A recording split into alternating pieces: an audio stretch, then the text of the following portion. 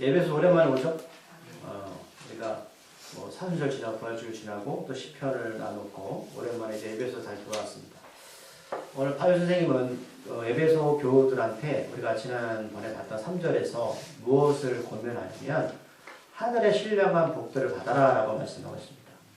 신령하다는 것은 영적인 거잖아요. 우리가 예수를 믿는다는 것은 이 땅에서 경험하지 못하는 것들을 경험하는 겁니다.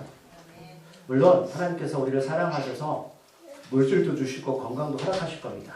근데 그거는 당연히 따라와야 되는 거고 그게 우리의 신앙의 본질이 아닙니다.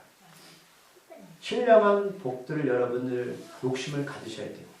오늘 본문은 그러면 바울 선생님께서 이렇게 말씀하는 거예요. 내가 우리들한테 우리 신앙 공동체한테 이런 신령한 복이 있는데 이 복들을 에베소 교회, 사랑마을 교회 공동체들과 나누고 싶은데 이 영역은 자기가 어떻게 강제적으로 줄 수 있는 것이 아니다라고 먼저 전제줬거든요.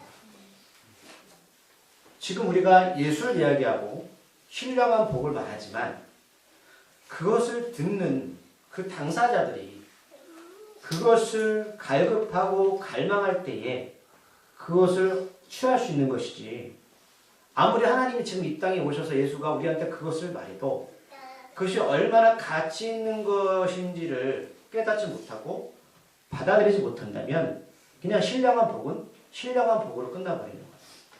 그래서 오늘 바울 선생님은 이런 체험들은 우리가 뭐 기도원이나 부흥 집회에 가면 사람들이 이런 신비한 것들을 말하면서 뭐 넘어뜨리거나 어떤 반복적 행위를 통해서 그것이 마치 내가 하늘의 것을 경험한 것처럼 말하는 그런 것들을 말하는 게 아니에요. 여러분 여전히 뭐 TV나 어느 곳에 가서 이런 사람들이 막 그런 행동도 봤죠? 보셨나요? 네. 그게 아니에요. 제가 그 교육전사 때 학생부 데리고 저 도국산 기도원을 갔거든요. 갔는데 이제 집회를 열더라고요.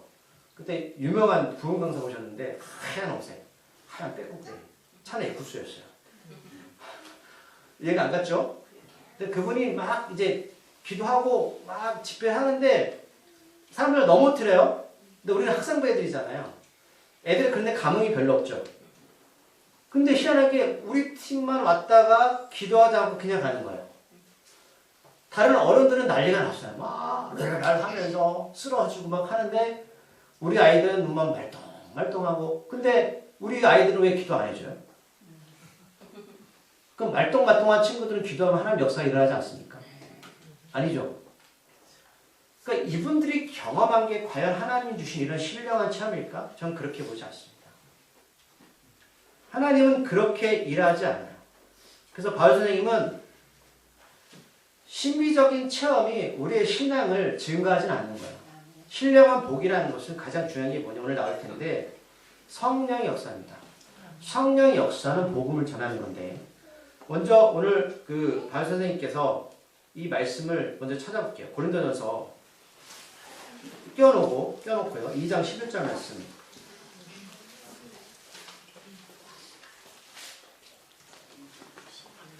성령의 역사는 여러분 사람의 역사와 다릅니다. 고린도전서 2장 11절 264쪽 피시면 돼요. 신약 천천히 찾으세요. 264쪽 고린도전서 2장 11절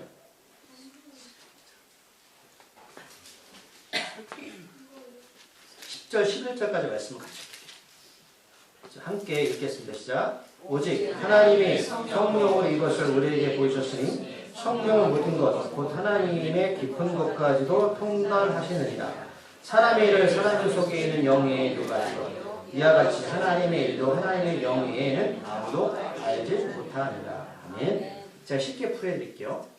자, 부부가 오래 살고 또 자식을 키우면 자식의 마음 100% 다 아시죠?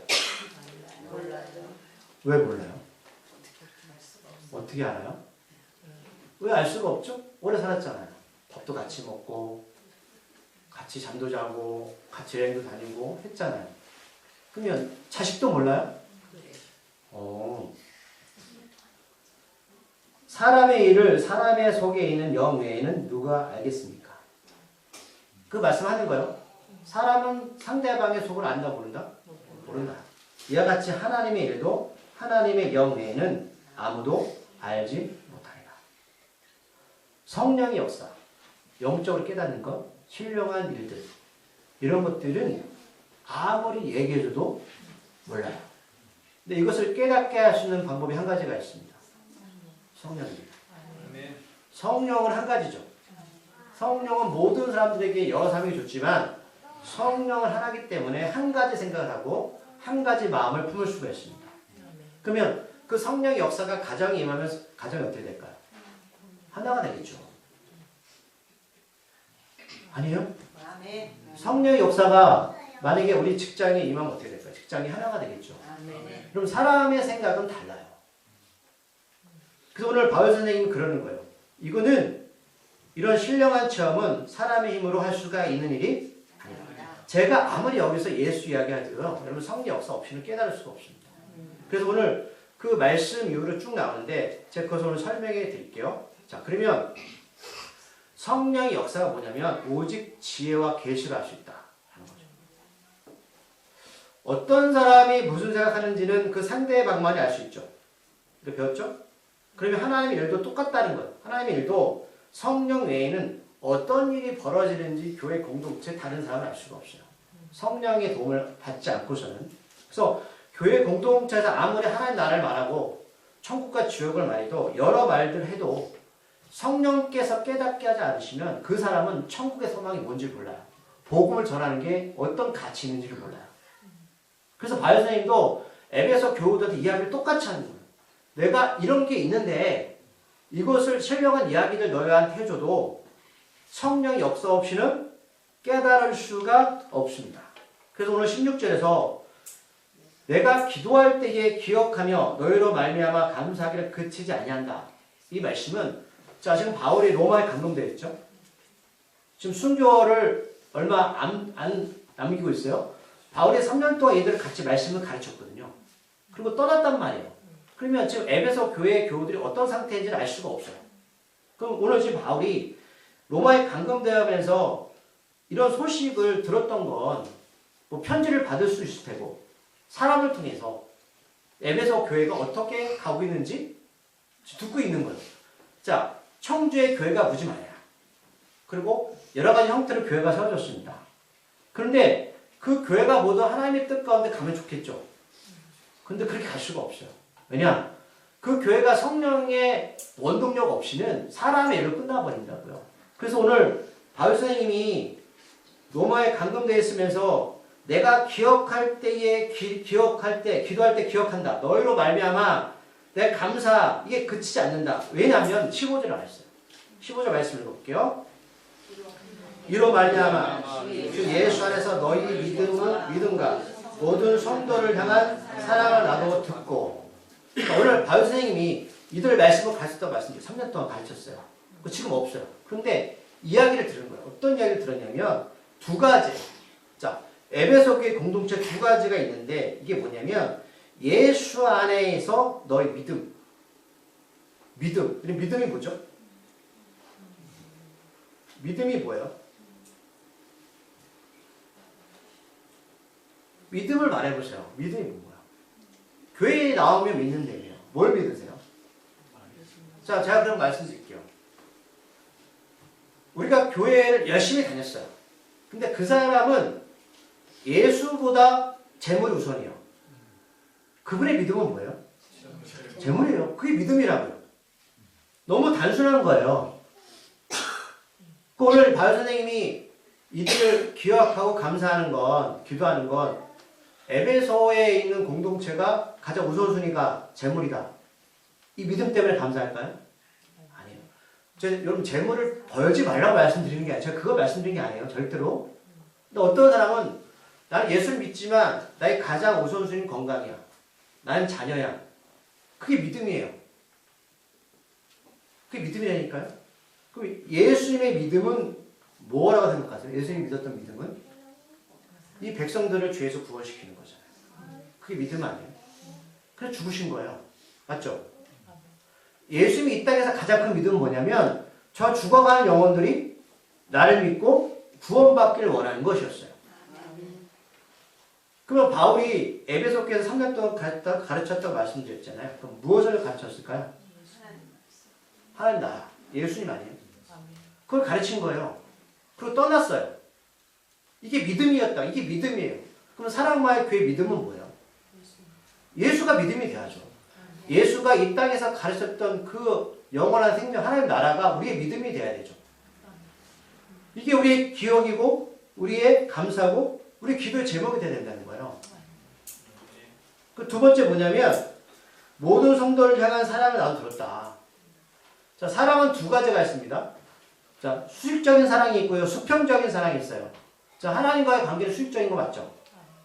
사람과의 관계는 수평적인 거예요. 그러면 세상의 사랑은 수직적일까요? 수평적일까요? 세상의 사랑. 수직적이죠. 그러면 사람을 만날 때 어떻게 만나세요? 사랑은 뭐죠? 수평적인 거? 아까 예수님 십자가의 사랑은 뭐예요? 네가 나한테 뭘 해주지 않아도 나는 널 위해 죽겠다는 게 하나님의 사랑이었잖아요. 수평적인 거. 수직적인 게 뭐냐면 상대방은 사귀거나 만날 때는 유익이 없으면 안 만나요. 그리고 상대방이 나한테 뭐 안 해주면 삐져요. 이게 바로 세상이 말하는 수직적인 사랑이에요. 그럼 세상은 수평적인 사랑일 것 같으세요? 수직적인 사랑일 것 같으세요? 수직적인 사랑이에요. 아무리 떠들어도 사람이 있잖아요. 유익적인 관계를 뭉치는 거예요. 근데 오늘 바울성이 말하는 이 성도들의 사랑은 어떤 사랑일까요? 수평적인 사랑이에요. 이건 원래 보면 이웃간의 지역과의 교회도 말하는 거예요. 진정한 사랑이 뭐냐면 예수 안에서 우리 높고 낮음이 없는 거예요. 네가 무엇을 가졌든 무엇을 네가 믿든 뭘 사랑하든 난 널 어떤 조건 없이 사랑한다. 라는 게 바로 오늘 말한 두 번째 모든 성도들을 향한 사랑을 나누겠다는 거예요. 그러면 예수님이 말씀하시는 하나님의 나라가 뭐냐면 이거예요. 믿는 게 뭐냐? 너희들 무엇을 믿고 살고 있느냐? 너희 가치가 뭐냐는 거예요. 두 번째, 그 가치를 품고 어떤 사랑을 하고 있느냐라는 거예요. 여러분들 아직도 예수 믿으면서 그 믿음이 재물, 건강, 자녀가 우선순위세요? 이걸 여러분 버리라는 소리가 아니에요. 이거 가져야 돼요. 그러나 이게 우리의 최우선 가져가 되면 그게 믿음이에요. 우상숭배라고요. 왜요? 이 모든 것들은 하나님께 속한 거잖아요. 지혜로운 사람은 하나님에 속한 것을 따라가는 것이지 그것을 외면한 채 내가 여전히 사단이 주는 것들을 쫓아가는 사람이 아니에요. 이것들이 바로 에베소 교회 공동체에 있었기 때문에 바울은 뭐라고요? 기억합니다. 기도 감사. 그러면 하나님 우리를 볼 때 어떤 사람을 기억하고 기도하실까? 어떤 사람을 아끼실까? 이거예요. 너희들이 정말 복음을 귀하게 여기는 거야. 그리고 그 복음의 사랑을 가지고 행하는 거야. 그럼 믿음과 사랑은 떨어지는 게 아니에요. 믿는 사람들은 믿는다고 하면 사랑도 같이 가는 것이고 사랑한다면 믿음도 같이 간다는 거야. 믿는다고 하면 사랑이 없다? 사랑한다고 해서 믿음이 없다? 그건 아니에요. 그래서 오늘 이제 17절에 보면 바울 선생님이 17절 말씀 읽어볼게요. 우리 주 예수 그리스도의 하나님 영광의 아버지께서 지혜와 자, 여기서 우리가 이제 몇 가지 살펴볼 텐데 자, 그렇다면 오늘 바울 선생님은 에베소 교인들한테 이런 기도와 감사와 이런 걸 그치지 않으면서 뭘 바라는 게 있어요. 이거는 하나님 우리한테 또 동일하게 너희들이 복음 안에 사랑을 알고 복음 가운데 살아갈 텐데 내가 너희들한테 이것만큼은 꼭 기억했으면 좋겠다라는 말씀을 하시는 건데 그게 뭐냐면 예술도의 하나님의 영광의 아버지께서 지혜와 계시의 영을 너에게 주기를 하나님은 원하고 있어요. 이게 여러분 어려울 것 같은데요. 제가 설명을 해드리고 싶어요. 이거 어렵지 않아요? 절대 어렵지 않아요?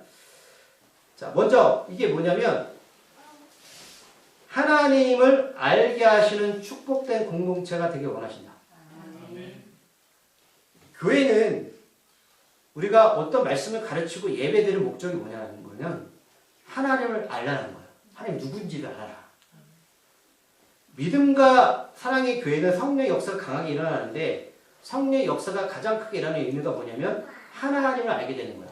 하나님을 알게 된다는 게 어떤 의미냐면 예수가 이 땅에 왜 왔고 왜 죽었고 왜 사셨는지 그 의미를 우리가 경험하게 된다는 거예요. 우리가 말씀 왜 들어요? 우리가 성경 공부 왜 하죠? 하나님이 누군지를 알아야 될 거 아니에요. 그러니까 하나님을 보게 되면 하나님 통해서 예수가 보기 시작하는 거예요. 그리고 예수가 지금 이 땅에서 우리 삶 가운데 영향자가 되어서 어떻게 일하는지를 알게 된다는 거예요. 좀 어려우신가요? 예수가 2000년 전에 끝난 존재가 아니라 지금 살아계셔서 우리 삶 가운데 영향을 미치고 있다는 사실이에요. 이거를 바울은 에베소 교회 공동체가 알기를 원했어요. 예수는 죽은 예수가 아니다. 지금도 살아계시고 너희와 함께 계시다. 라는 것을 바울은 그들에게 전하고 싶었어요. 그래서 그 강력한 역사가 뭐냐? 바로 성령의 역사다. 예수가 우리한테 성령을 주신 이유가 여기 있다는 거예요. 두 번째는 18절을 보면 읽어볼게요. 너희 마음에 눈을 밝히사 그의 부르심의 소망이 무엇이며 성도 안에서 그 기업의 영광의 풍성함이 무엇이며. 아멘.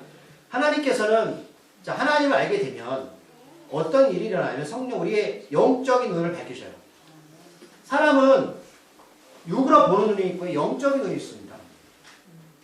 그런데 영적인 눈은 그냥 띄워지는 게 아니라 예수를 통해서만 가능해요. 그런데 그 예수라는 존재, 성령 역사가 우리한테 오면 어떤 일이 벌어지냐면 우리를 부르신 이유가 무엇인지를 깨닫게 되는 거예요. 내가 살아가야 되는 소망, 이것을 알게 된다는 거예요. 사람마다 물어요. 당신 왜 사십니까? 왜 돈 버시죠? 왜 성공을 하시나? 한번 물어보세요. 예수가 없는 사람한테 물어보세요. 어떤 답을 하는지. 답을 정확하게 하지 못해요. 맞아요. 잘못과 자살, 거기서 더 이상 나가지 못해요. 그래서 좀 더 나가는 사람들은 봉사활동도 해요. 기부도 해요. 근데 왜 하는지 아세요? 거기서 만족감을 얻기 위해서 그래요. 근데 거기까지예요. 그 이상 나가지 못해요. 자, 예수가 제자들을 부르셨을 때에 부르셨죠. 부르신 소망이 뭐예요? 그들한테 하나님 나라를 확장시키라. 영생을 주어라. 이거잖아요. 이 땅의 삶이 전부가 아니야. 그게 바로 하나님 나라의 소망이었어요. 그러니까 교회 나와도 사람들의 변화가 왜 없냐면 성령 안에서 하나님 주신 계시의 영, 지혜의 영이 뭐냐면 이거는 우리가 얻고 싶어 얻는 게 아니라 하늘로부터 와야 되거든요. 신령한 법이 와야 되는데 성령의 역사를 통해서 내가 이 땅에서 왜 살아가는지에 대한 이유를 알게 되는 거예요. 그럼 삶이 어떻게 될까요? 변하죠. 변할 수밖에 없어요. 그 사람이 돈을 버는 이유가 달라져요. 그 사람이 건강해야 되는 이유가 다르고 그 사람이 아이를 키우는 이유가 달라지고요. 그 사람이 가정을 꾸려가는 이유가 달라져요. 그래서 믿음과 사랑이 어떻게 해요? 같이 가는 거예요. 내가 믿는 예수가 어떤 존재를 알기 때문에 내가 대하는 내 아내, 내가 대하는 남편, 내가 대하는 자녀들, 내가 대하는 어떤 직원들의 그 관계가 달라질 수밖에 없어요. 교회가 왜 문제가 있는지 아세요? 이게 없는 거예요. 수직적인 관계만 있다고요. 그래서 하나님은 우리들한테 그 계시의 성령 역사를 통해서 알길 원하다. 두 번째 뭐냐면 성도 안에서 그 기업의 영광의 풍성함이 무엇인지 알길 원하세요. 어렵죠? 어려워요.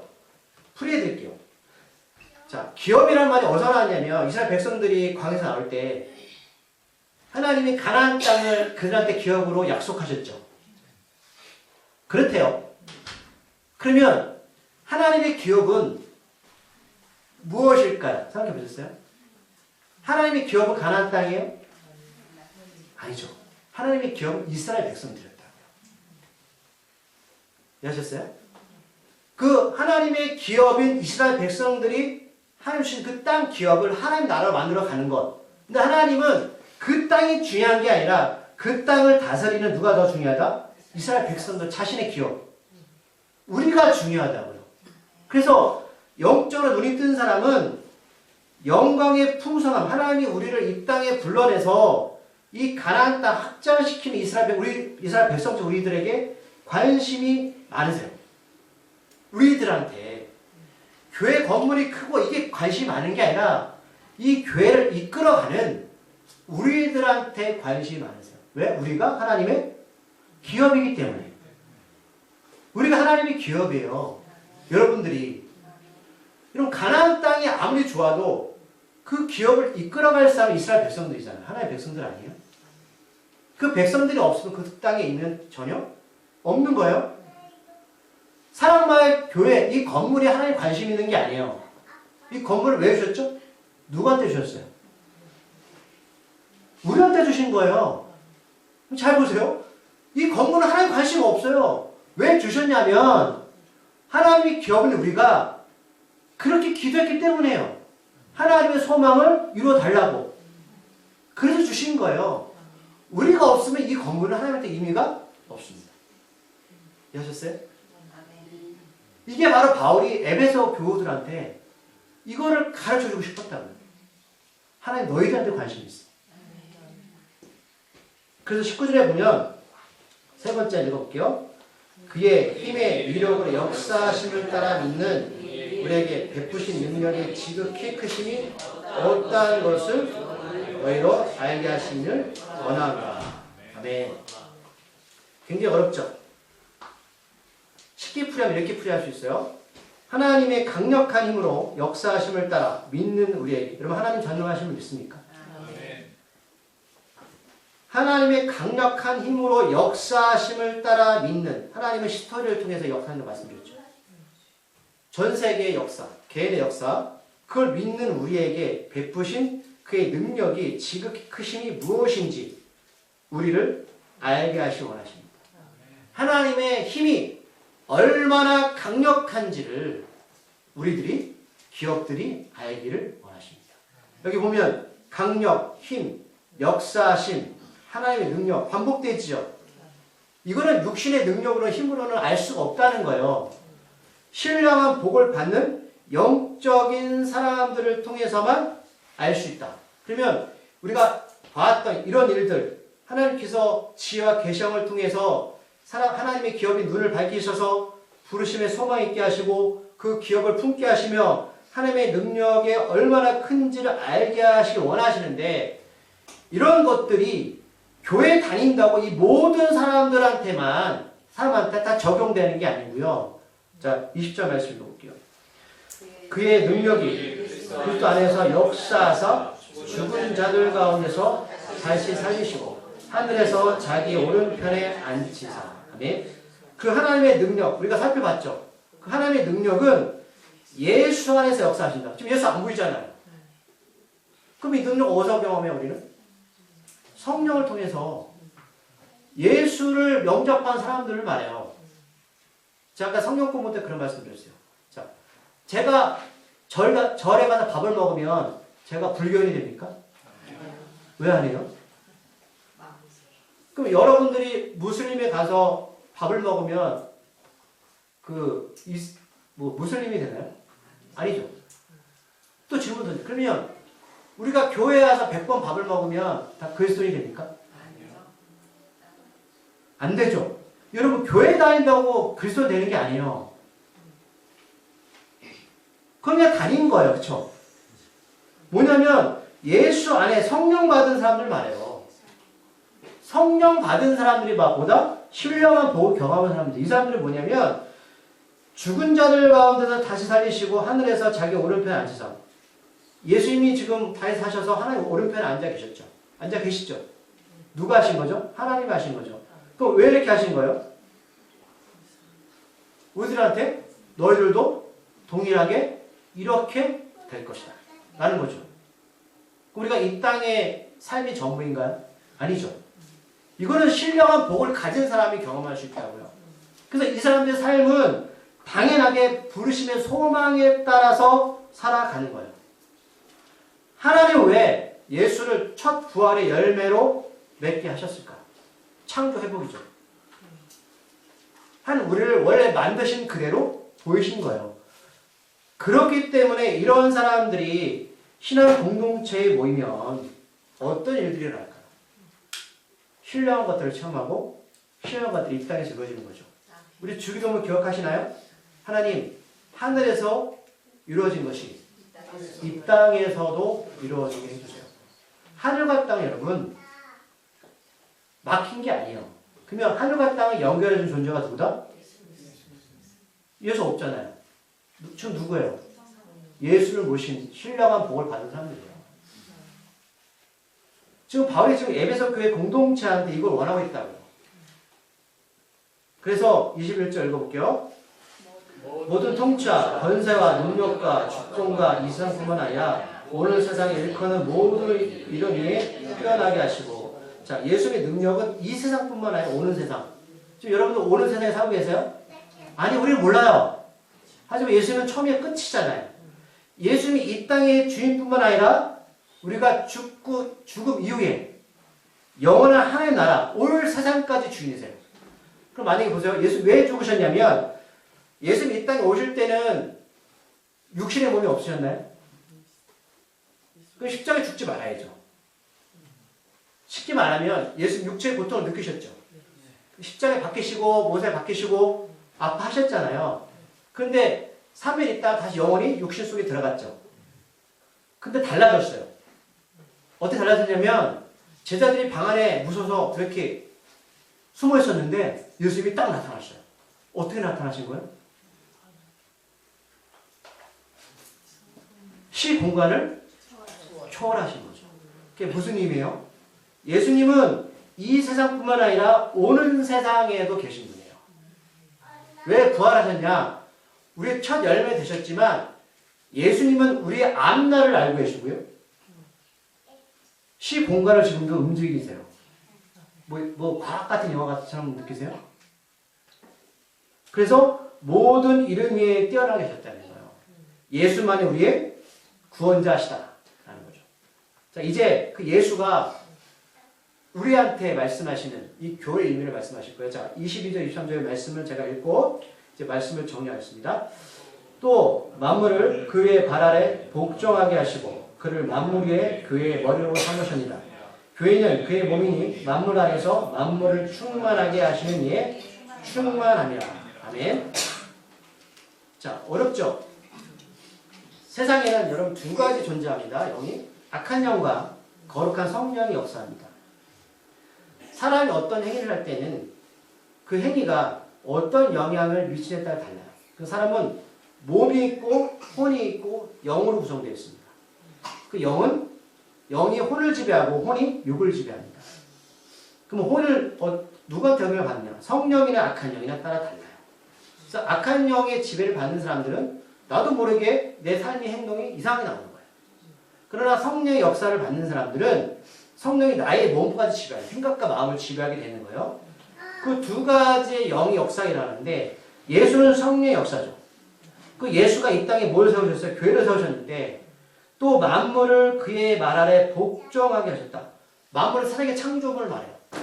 이 창조 세계는 악한 영과 성령의 지배를 받는데 모든 동식물은 하나님의 영역에 있는데 자, 그 동물과 식물들은 악한 영과 선한 영이 없습니다. 왜요? 그들은 혼이 없어요. 사람만이 사람을 만드시고 코에다 푸니마 생기를 불어넣으셨죠. 그게 뭐예요? 하나님의 영혼이잖아요. 그 유일하게 악한 영과 거룩한 영의 지배를 받는 건 사람뿐입니다. 우리만 그 영향을 받는다고요.